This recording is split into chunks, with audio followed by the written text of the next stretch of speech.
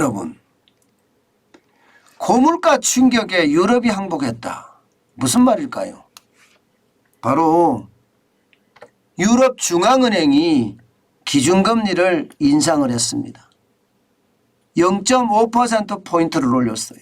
빅스텝을 단행한 거죠. 빅스텝을. 와, 진짜 유럽까지 이렇게 빅스텝을 단행하리라고는 진짜 몇 달 전만 해도 아무도 생각 못했습니다.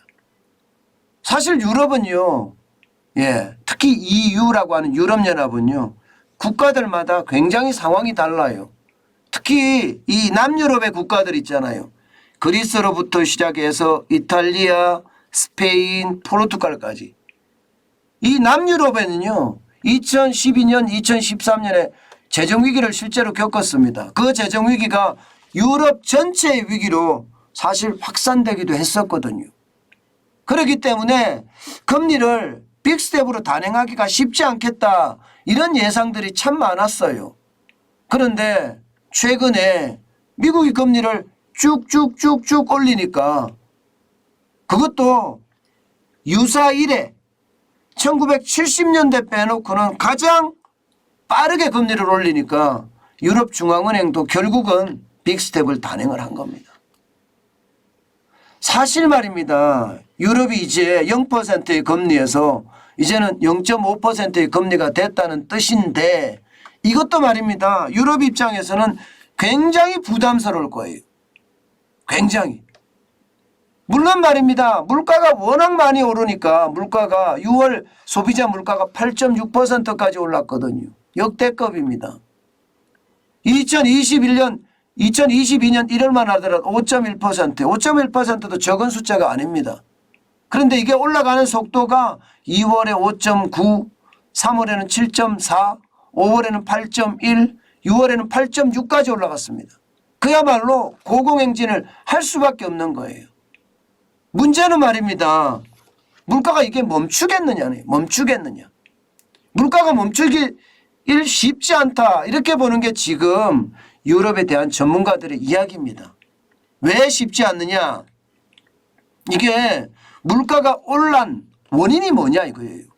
사실 물가가, 유럽의 물가가 이렇게 많이 오른 데는요, 우크라이나 전쟁, 러시아가 우크라이나를 침공하면서 지금 장기화되고 있는 우크라이나 전쟁이 유럽의 물가를 올렸거든요. 원유라든가 가스라든가 이게 가격이 폭등하니까 유럽 물가도 폭등했다, 뭐 이렇게 이야기할 수 있는 것 아닙니까? 이런 와중에서 말입니다. 금리를 0.5%까지 올리니까 이야, 이게 도대체 뭐야? 시장에서는 그렇게 느낄 수밖에 없습니다. 게다가 말입니다. 경제 전문가들은요, 지금 유럽이 1년 내에 다시 침체가 될 확률을 거의 말입니다. 미국의 수준보다 높습니다. 미국은 1년 내에 침체될 확률이 49%로 나왔었잖아요. 근데 유럽은요 54%가 나옵니다. 뱅크 오브 아메리카가 실제 조사를 해보니까 54%, 1년 내에 침체가 올 거다, 이런 예측까지 나오고 있어요. 그 배경에는요, 여러분 보시다시피 남유럽의 재정위기 이런 것들이 영향을 많이 미쳤죠. 저는 유럽의 어떤 상황이 오히려 세계 경제에 치명타를 줄 수도 있겠구나 하는 생각도 저는 지금 하고 있습니다. 왜냐하면요, 지금 유럽의 물가는 올렸잖아요. 더 큰 문제는 독일이 유럽 경제를 이끌어가는 견인차라고 이야기할 수 있는데, 독일 경제도 수출이 적자예요.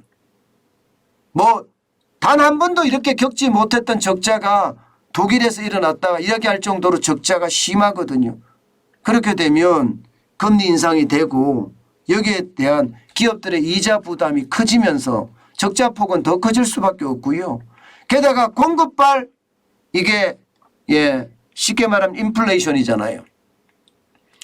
러시아에서 가스라든가 원유가 혹은 광물이 계속 제대로 공급이 되면 가격 폭등까지는 없었다, 이렇게 이야기하는데, 이게 러시아가 공급을 안 되니까 가격 폭등이 있었다. 사실 공급발 인플레이션은요, 금리 인상을 해서 잡기가 굉장히 힘듭니다. 한국은행에서는요, 공급발 인플레이션도 금리 인상으로 잡을 수 있다, 이런 이야기를 지금 가끔 내놓고 있는데 이거 쉽지 않습니다. 물론 있겠죠. 예, 돈줄을 죄면 돈이 없어서 못 쓰는 거 있을 수 있겠죠. 그러나 근본적인 치유를 하기에는 굉장히 부족하다, 이렇게 이야기할 수 있습니다. 그러니 유럽은요, 더 올라갈 수도 있다 하는 이야기가 지금 계속 나오고 있는 이야기입니다. 어쨌든 지금 유럽은 결국 금리를 올렸는데 0.5%포인트를 올렸는데 이것이 유럽 경제에 어떤 영향을 줄지 아마 좀 더 지켜볼 필요가 있을 것 같습니다. 분명한 것은요, 당장 침체는 없다요. 당장 침체는 없다. 실제 말입니다. 유럽이 이렇게 올리니까 미국 주식시장은 별로 변동이 없었습니다. 별로 변동이 없었어요. 미국의 금리 인상도 0.75% 그냥 앞으로 계속 간다는 이야기가 나오고 있고요. 아니면 울트라스 때까지도 올라간다는 이야기가 나와요. 그러면 유럽은 어떻게 될까요? 아마 앞으로도 금리를 더 올릴 수밖에 없습니다. 저는 여기에 유럽이 고전을 겪지 않을까 싶어요. 지금처럼 말입니다. 물가는 많이 올라갔고 0.5%포인트를 올렸는데 앞으로 미국이 7월 27일이죠. 이제 5일 남았네요. 7월 27일에 또 한 번 자이언트 스텝을 가동을 하면 지금 유럽도 금리를 올릴 수밖에 없거든요. 그러면 유럽 중앙은행은요, 결국 지금 올리는 시점을 9월에 금리를 올리겠다, 또 이렇게 선언한 상태입니다. 과연 이럴 때 유럽이 괜찮을까요? 저는 유럽이 만약에 뻥 하고 터지면요, 이게 결국은 전 세계로 번질 가능성 크다고 봅니다. 오늘 미국 시장은 좀 조용했습니다. 여러분 보시다시피 0.51% 오히려 올랐습니다. 162.36 다우가 올랐고요. 32,000을 다시 돌파를 했어요. 32,036.90으로 마감을 했습니다. 나스닥도 마찬가지. 나스닥 지금 며칠째 계속 오르는 거죠. 1.36% 올랐습니다. 161.96이 올라서 12,000을 달성을 했습니다. 12,059.61까지 올랐습니다. 그러니까 유럽이 금리를 올리든 말든 지금 주식시장은 아직까지는 튼튼하다, 이런 이야기로 지금 비춰지거든요. 그러나 여러분, 주식시장은요, 어느 누구도 왜 올랐는지 분석하기는 굉장히 어렵다고 제가 말씀을 드렸죠. 이게 유럽에서 기준금리를 0.5%포인트라는 혁신적인 그야말로 금리 인상이었는데 거기에 대해서 무덤덤하다. 당시 여러분 초기에는 뭔가 반응을 보이는 듯 했지만 0.5%는 어떻게 올라가면, 어떻게 생각하면 올라갈 수밖에 없었어. 이 정도의 시장의 어떤 의견 일치가 일어나면서 결국은 올랐는데요.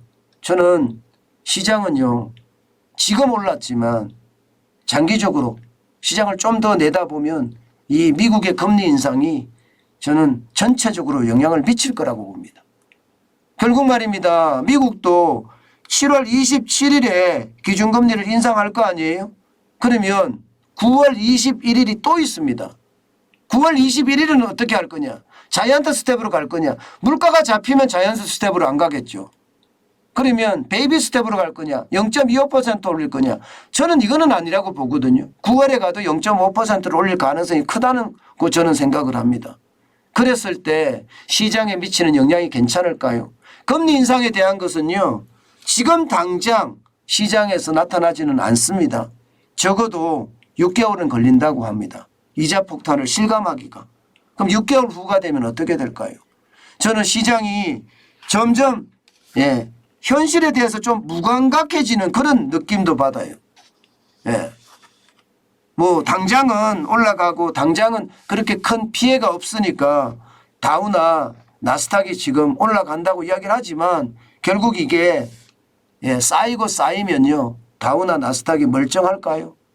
저는 그런 생각을 하면 지금 섬뜩한 생각도 듭니다.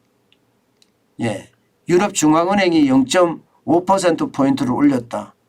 또 미국의 어떤 금리를 계속해서 올린다. 그러면 유럽도 계속해서 올려야 된다.